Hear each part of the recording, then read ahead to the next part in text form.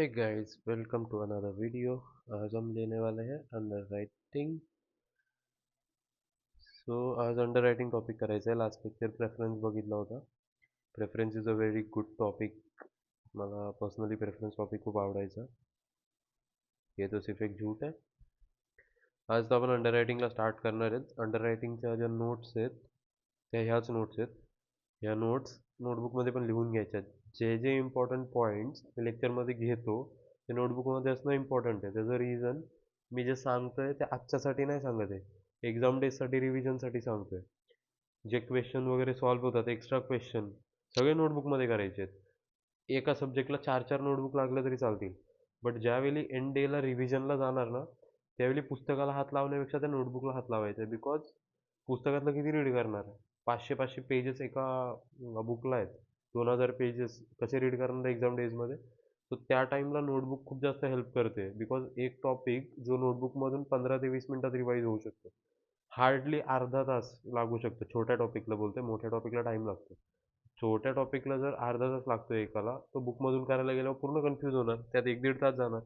So notebook maintain असणं खूप जास्त इम्पॉर्टंट आहे। सो आज जो टॉपिक स्टार्ट होतोय तो अंडर रायटिंग आहे 1.3। हा झाला की मग मी डिबेंचर घेईल, त्यानंतर फर्स्ट मॉड्यूल पूर्ण एंड। फर्स्ट मॉड्यूल संपला की त्यानंतर ऑडिट स्टार्ट होईल। ऑडिट संपल्यानंतर मग मी राहिलेलं जे काही छोटं मोठं पार्ट असेल, इंडियास वगैरे, ते सगळं घेईल। इंडियास पण खूप जास्त इम्पॉर्टंट पार्ट आहे। 7 मार्क्सचा एक क्वेश्चन येतोच येतो। ठीक आहे, तर बाकी सगळं नंतर। आपण मेनली आपलं स्टार्ट करूया आता under writing. So under writing काय असतं? आता माझ्याकडे इथं पेन्सिल नाही आहे, इथे पेन्सिल येत नाही आहे, इथे पेन्सिल येत नाही आहे, त्यामुळे मी पेन्सिल यूज नाही करू शकत आहे। ओके, सो मी डायरेक्ट असंच रीड करतो। मी जे रीड करतोय त्याच्याकडे लक्ष द्यायचं, एक्सप्लेनेशनकडे लक्ष द्यायचं। Under writing. So under writing काय असतं? अंडर रायटिंग एक सिम्पली ॲग्रीमेंट आहे, ज्याच्यामध्ये एक फायनान्शियल एजन्सी आणि कंपनी हे दोघं काय करतात, एकत्र येतात आणि जी इन्स्टिट्यूट आहे, जी एजन्सी आहे, ती काय बोलते कंपनीला की मी तुझे जे शेअर्स आहेत ते शेअर विकत घेतो किंवा ते विकत घ्यायची जिम्मेदारी घेतो। आता याचं एक एक्झाम्पल द्यायचं झालं, हे एक्झाम्पल कसं देता येईल? हे एक्झाम्पल असं देता येईल की फॉर एक्झाम्पल ही एक कंपनी आहे, ABC कंपनी। आता या ABC कंपनीला शेअर इश्यू करायचे आहेत। शेअर इश्यू करायचे तर आहेत, बट ही कंपनी आहे नवीन, न्यू कंपनी आहे।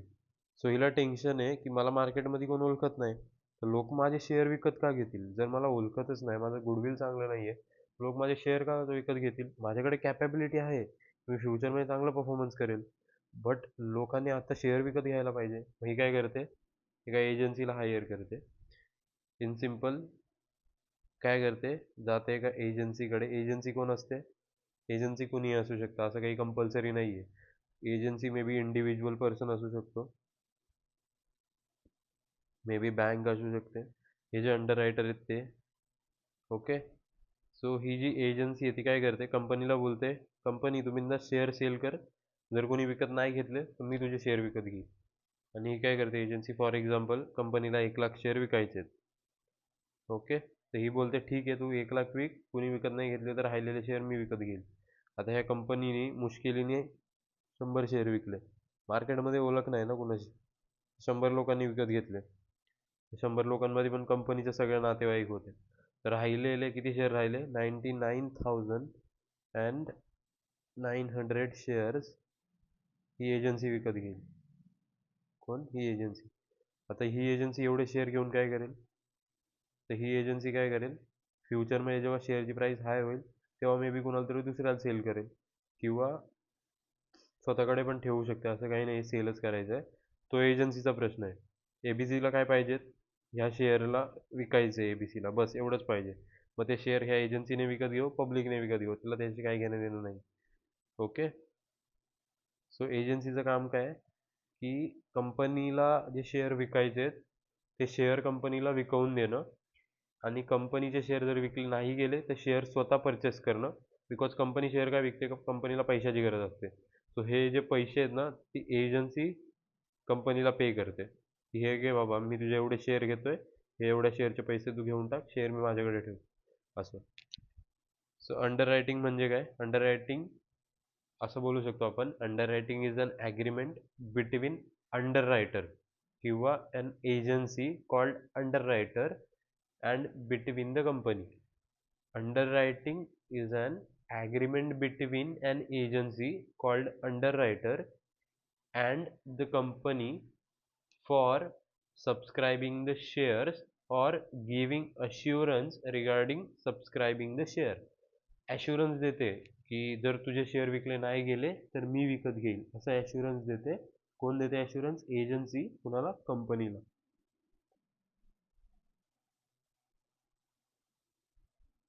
ओके, नेक्स्ट वाला पॉईंट. सेकंड पॉईंट काय? आता हे जे आहेत ना छोटे छोटे इम्पॉर्टंट पॉईंट आहेत. Underwriting is an contract. First वाला पॉईंट रीड करतोय. Underwriting is an contractual agreement where underwriter give guarantee, म्हणजे गॅरंटी देतोय की जर कोणी नाही विकत घेतलं तर मी घेईल, to subscribe the unsubscribe portion of securities issue by company. ह्याचं मिनिंग समजून घ्यायचं आहे, सिम्पल आहे.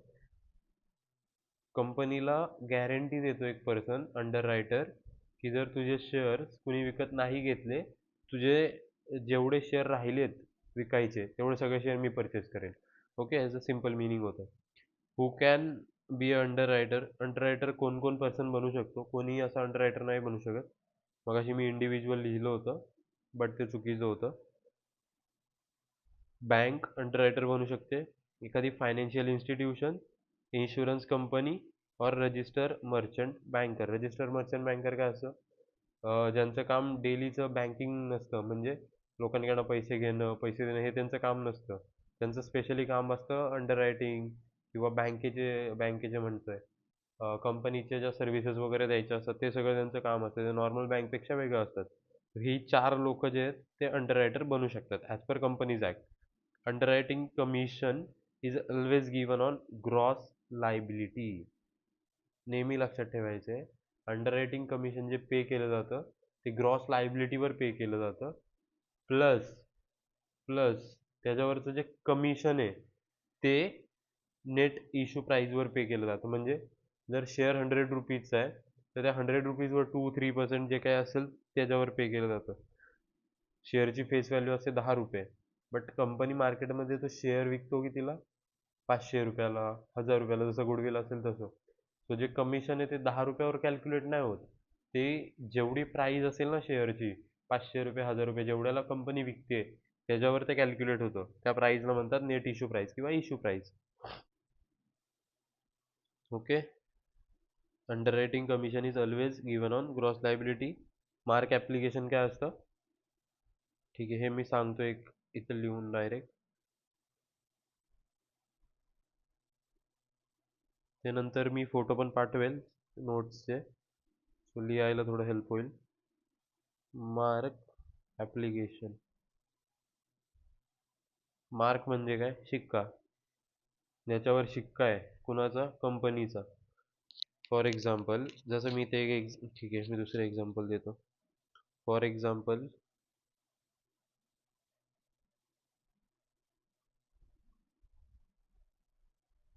हायजीन. हायजीन म्हणून माझी एक कंपनी आहे जी काय करते, फास्ट फूड सेल करते. आता ह्या माझ्या फास्ट फूड कंपनीला काय करायचं आहे? शेअर्स इश्यू करायचे आहेत. सो मी काय केलं, एक अंडर रायटरला हायर केलं, HDFC बँकला. HDFC बँक कोण आहे? अंडर रायटर आहे.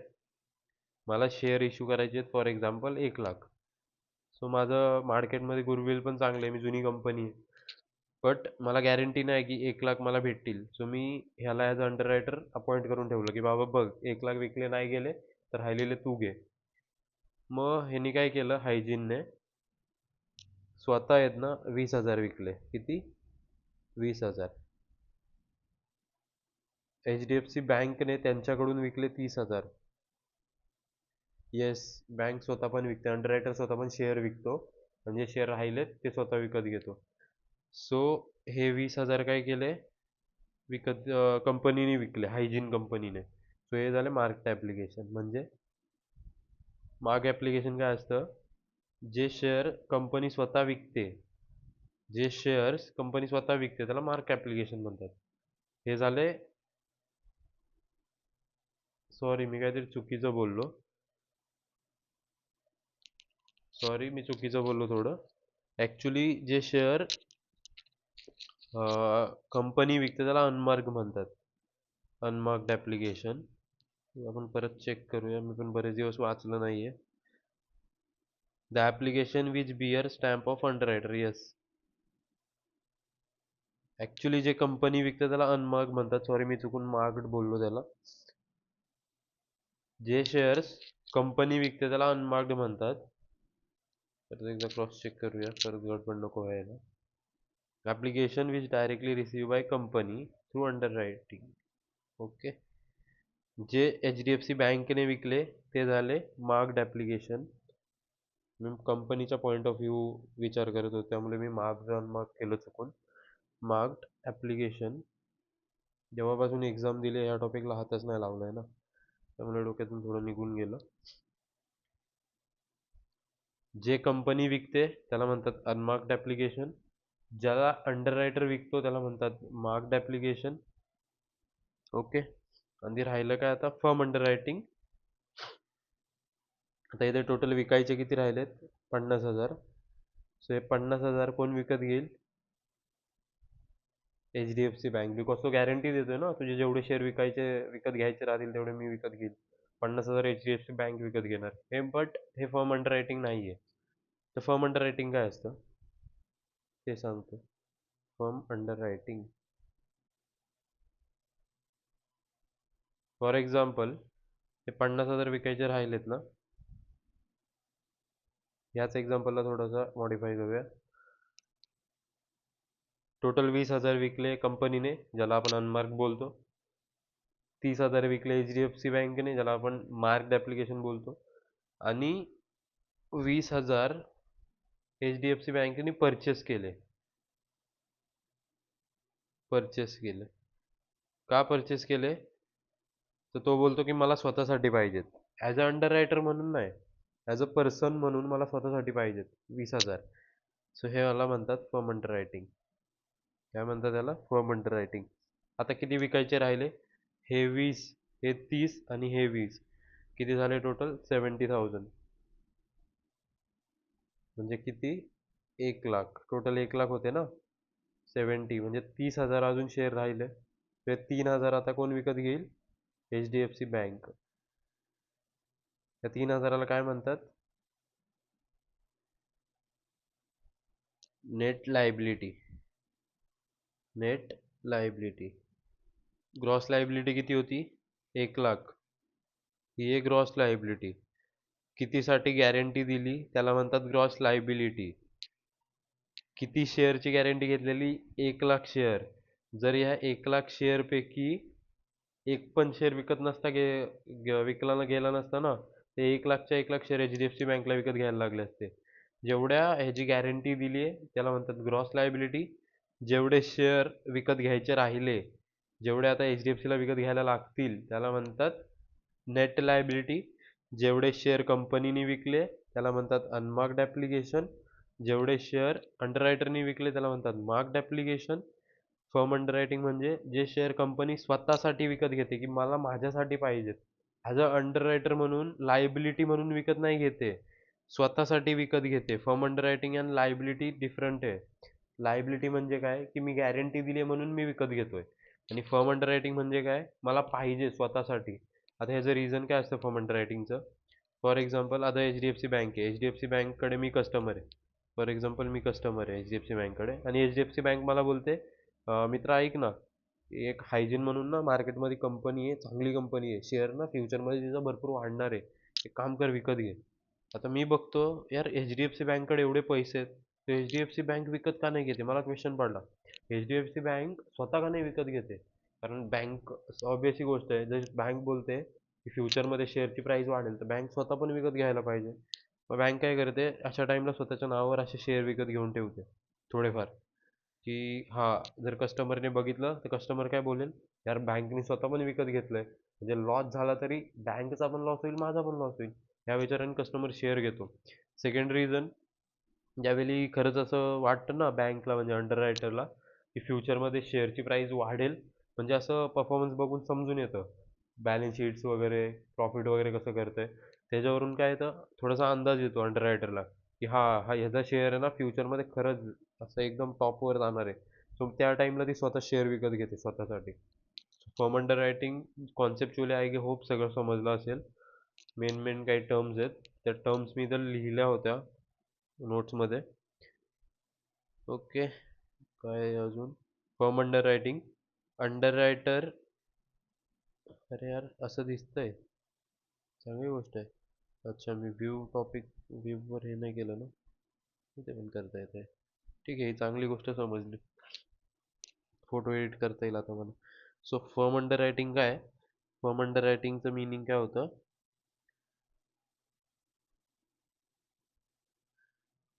फर्म अंडर रायटिंगचं मिनिंग होतं, underwriter agree to buy a fixed number of security irrespective of public subscription. इथं मी लिहून पण दिलंय, in short such shares are purchase by underwriter for own, स्वतःसाठी विकत घ्यायचे आहेत, पब्लिकसाठी नाही विकत घ्यायचे. Underwriting commission is allow by law at 5% maximum for shares and for debenture it's a 2.5% डेप्ट सिक्युरिटीज. म्हणजे अंडर रायटिंग कमिशन जर कधी क्वेश्चनमध्ये नसेल दिलं तर ते घ्यायचं 5%. 5% कशावर, शेअर्सवर, तर शेअर्स असेल तर, आणि 2.5% कशावर, डेप्टवर. कधी कधी कंपनी डेप्टसाठी पण हे घेते, अंडर रायटिंग घेते, म्हणजे फक्त अंडर रायटिंग शेअरचं नाही होत, डिबेंचरचं पण होतं. आता दोन इम्पॉर्टंट कॉन्सेप्ट आहेत, हे मी क्वेश्चनच्या थ्रू समजवण्याचा थोडा ट्राय करेल. Statement showing liability of under writing, आपले जे क्वेश्चन आहेत ना त्या दोन फॉर्मॅटवर डिपेंड आहेत, हा एक फॉर्मॅट आणि हा एक. हे दोन फॉर्मॅट जर समजले एक्झाम्पल सकडनं, अंडर रायटिंग टॉपिक चिंदी आहे, एकदम एकदम चिंदी टॉपिक आहे. Benefit given to underwriter only, आता ह्याला म्हणतात बेनिफिट गिवन. कसलं benefit given, benefit of firm underwriting. Firm underwriting मी आता सांगितलं काय असतं, अंडर रायटर स्वतःसाठी शेअर्स विकत घेतो, त्याला म्हणतात firm underwriting. So benefit of firm underwriting given to underwriter only, म्हणजे ज्यांनी शेअर्स विकत घेतलेत अंडर रायटिंगचं बेनिफिट फक्त त्याला द्यायचं आहे, म्हणजे benefit given to underwriter किंवा benefit given. Benefit not given to single अंडर रायटरचं मिनिंग काय होतं, की जे फर्म अंडर रायटिंग केलंय, म्हणजे जेवढं फर्म अंडर रायटिंग घेतलंय त्याचा बेनिफिट एकट्याला नाही भेटणार, सगळ्याच्या सगळ्या अंडर रायटरला भेटेल. तेव्हा एक एक्झाम्पल बघू ना, बेटर समजेल. आता हा फॉर्मॅट आहे, फॉर्मॅट नोटबुकमध्ये सगळं लिहून घ्यायचं आहे. फॉर्मॅटच नाही, सगळ्याच्या सगळ्या नोट्स हे चारीच्या चारी पेजेस व्हॉट्सअपवर शेअर करेल. हे नोट्स टॉपिक स्टार्ट करायच्या आधी, क्वेश्चन सॉल्व करायच्या आधी मला बुकमध्ये पाहिजेत.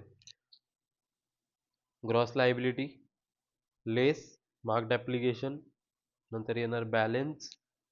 बॅलेन्स आला की बॅलेन्समधून मग लेस करायचं आहे marked application. Marked application less केलं की परत भेटणार बॅलेन्स. बॅलेन्समधून लेस करायचं firm under writing.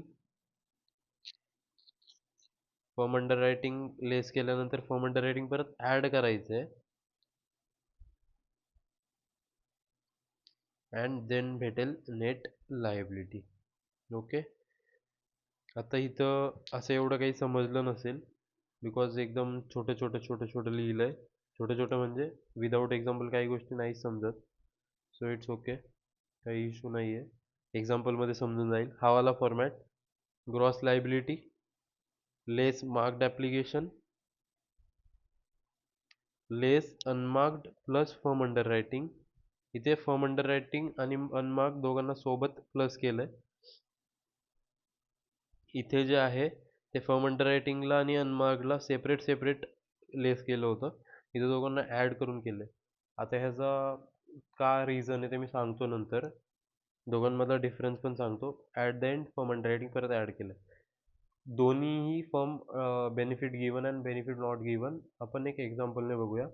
First of all, इथे जे बेनिफिट गिवन दिलंय ना ते बेनिफिट गिव्हनचं मिनिंग काय होतं की बेनिफिट दिलंय कशाचं बेनिफिट दिलंय फर्म अंडर रायटिंगचं कुणाला अंडर रायटर ओनली म्हणजे बेनिफिट गिव्हन काय बोलतं की ज्यांनी फर्म अंडर रायटिंग केली आहे त्या फर्म अंडर रायटिंगचा बेनिफिट फक्त त्यालाच होईल ज्यांनी ती फर्म अंडर रायटिंग केली आहे फॉर एक्झाम्पल ए बी आणि सी असे 4 लोक आहेत प्रत्येकाला 100 शेअर विकत घ्यायचे आहेत ओके आता ए काय बोलला माझ्याकडे ना 30ची फर्म अंडर रायटिंग आहे बी बोलतो माझ्याकडे 40ची आहे बट सी बोलतो माझ्याकडे फर्म अंडर रायटिंग नाही आहे म्हणजे सीने फर्म अंडर रायटिंग नव्हती केली स्वतःसाठी शेअर विकत नव्हते घेतले सीने सो आता ह्यांची लायबिलिटी किती राहील ह्यांची लायबिलिटी राहील 70 ह्याची राहील 60 आणि ह्याची राहील 100 म्हणजे इथं बेनिफिट कोणाला भेटला फर्म अंडर रायटिंगचा ज्यांनी फर्म अंडर रायटिंग घेतली होती कुणी घेतलेली ए आणि बी ने सी ने नव्हती घेतली तर त्याला काही बेनिफिट नाही भेटला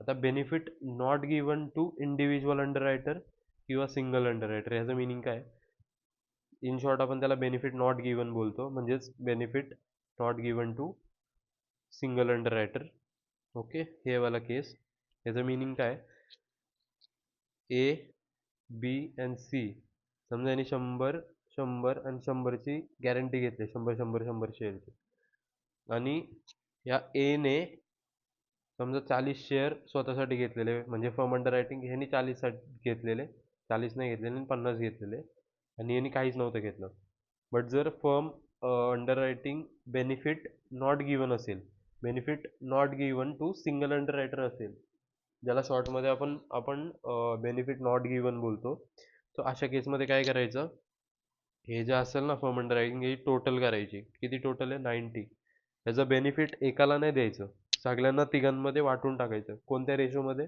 GLच्या रेशोमध्ये GLचा रेशो काय 1:1:1 सो 30 आय होप डिफरन्स समजला असेल दोघांमधला benefit given and not given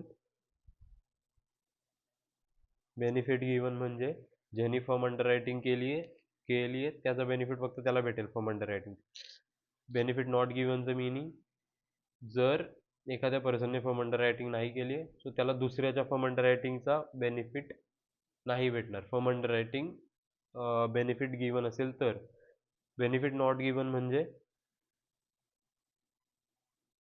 जर कोणी फर्म अंडर रायटिंग केली आहे जर कोणी फर्म अंडर रायटिंग केली आहे तर त्या फर्म अंडर रायटिंगचं जे बेनिफिट आहे ते बेनिफिट एकाला नाही भेटणार सगळ्यांना भेटेल ओके जसं की इथे काय केलं मी टोटल केलं देन लेस सगळ्यांना इक्वल त्याचं बेनिफिट देऊन टाकलं हे राहिलं माझं balance I hope concept clear असेल आपण एक एक्झाम्पल बघूया आता जस्ट 1 मिनिट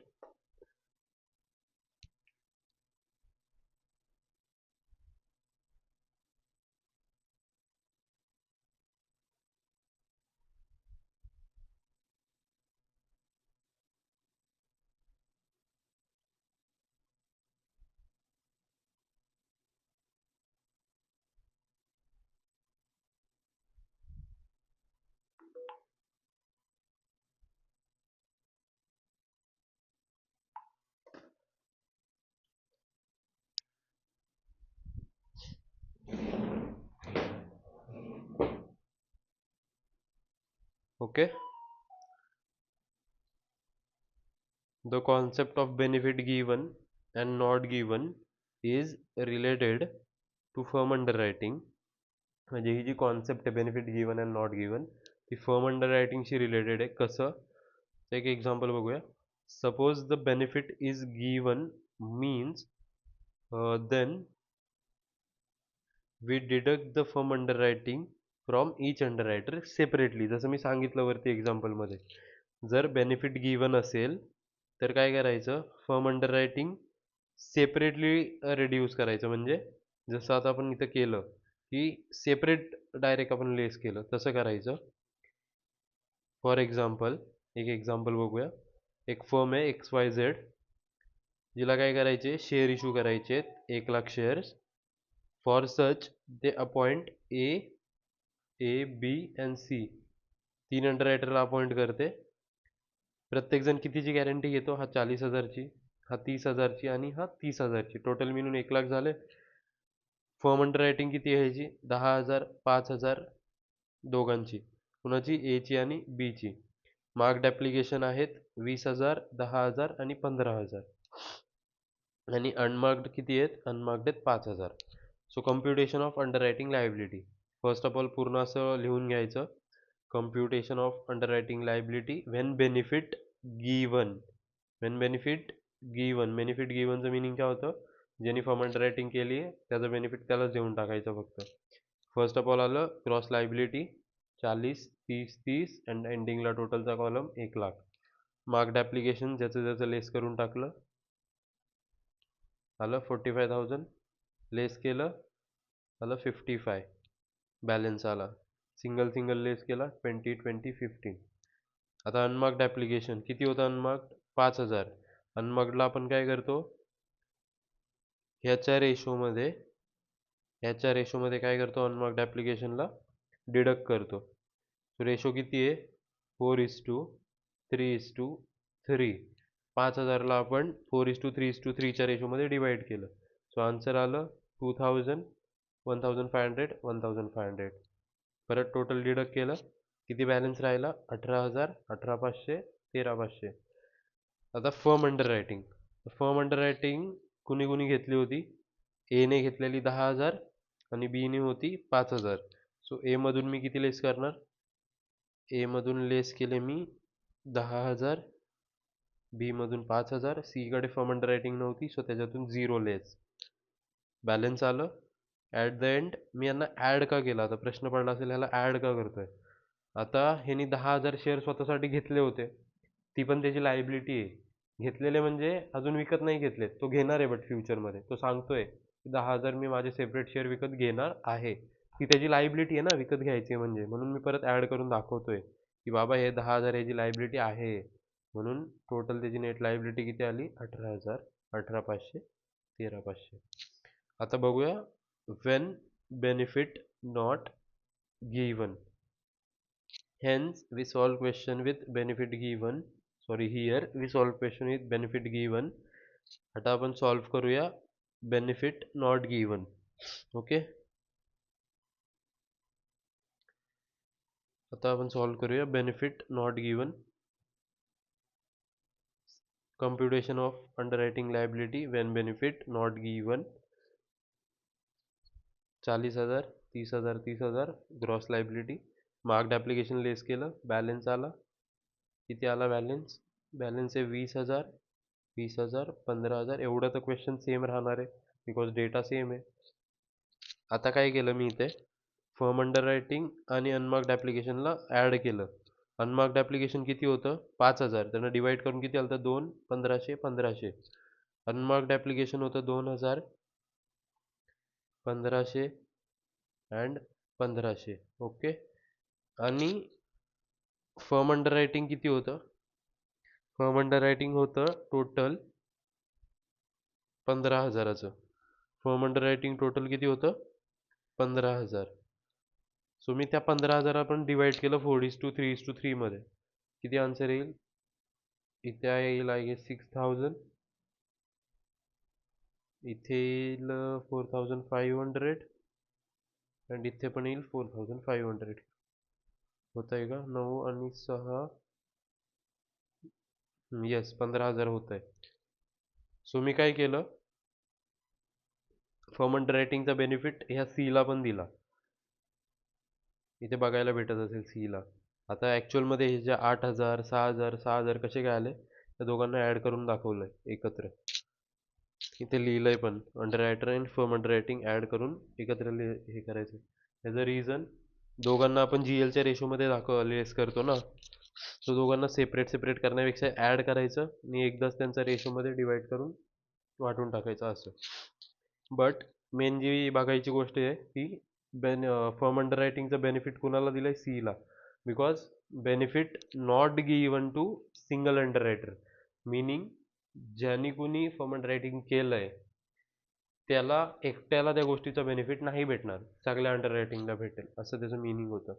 सो सीने जरी फर्म अंडर रायटिंग नाही केलं त्याला पण बेनिफिट भेटला इथे. 14,000, 9,000. आता याची लायबिलिटी इथं 9,000 झाली. इथे किती लायबिलिटी होती त्याची? 13,500. इथे झाली 9,000. म्हणजे फर्म अंडररायटिंग नाही घेतली, त्याच्यामुळे इथे फायदा झाला त्याचा. या दोघांची आता फर्म अंडररायटिंग परत ॲड करायची. ॲड करताना मात्र ज्याची आहे त्याच्यामध्येच ॲड करायची, ज्याची आहे त्याच्या दुसऱ्याच्यात ॲड नाही करायची. 10,000, 5,000, totally 22, 19. I hope example clear असेल. अंडररायटिंगची थिअरी एवढीच होती. मी थिअरेटिकल पार्ट घेतलाय. प्रॅक्टिकल पार्ट घ्यायचा आहे की नाही आहे त्याच्यावर एकदा क्लिअरन्स हवं आहे मला. बिकॉज हे जर मी एवढं सांगितलंय, फॉर्मॅट जर बघितला, तर मला नाही वाटत मला ह्याच्यामध्ये टाइम वेस्ट करायची गरज आहे. बिकॉज इझी टॉपिक आहे, पूर्ण फॉर्मॅट बेस्ड टॉपिक आहे. क्वेश्चन रीड करायचं आहे, फॉर्मॅटमध्ये अमाऊंट टाकायचा, सॉल्व्ह करायचा, विषय संपला. अंडररायटिंगची लायबिलिटी काढणं थोडंसं कठीण नाही आहे, ते पण इझी आहे. नेट लायबिलिटी काढायची. नेट लायबिलिटी काढली की तेवढे पैसे तो आपल्याला पे करणार. त्याची कमिशन काढायला लागतं. कमिशन निघतं ग्रॉस लायबिलिटी आणि इश्यू प्राईजवर. तो इश्यू प्राईज आणि ग्रॉस लायबिलिटीचं काय करायचं, मल्टिप्लिकेशन करायचं, आपल्याला कमिशन भेटेल. त्यानंतर दोघांचं बघायचं, सेट ऑफ करायचं. जर तो आपल्याला पे करणार आहे तर तशी जर्नल एंट्री करायची, आपण त्याला पे करायचं तशी जर्नल एंट्री करायची. सिम्पल टॉपिक आहे, जास्त काही हार्ड टॉपिक नाही आहे. मला असं वाटतं की स्वतःहून हा टॉपिक संपवावा. मागच्या वर्षीच्या काही नोट्स वगैरे असतील त्या पण रेफर कराव्या. ठीक आहे, बाकी बघूया नंतर.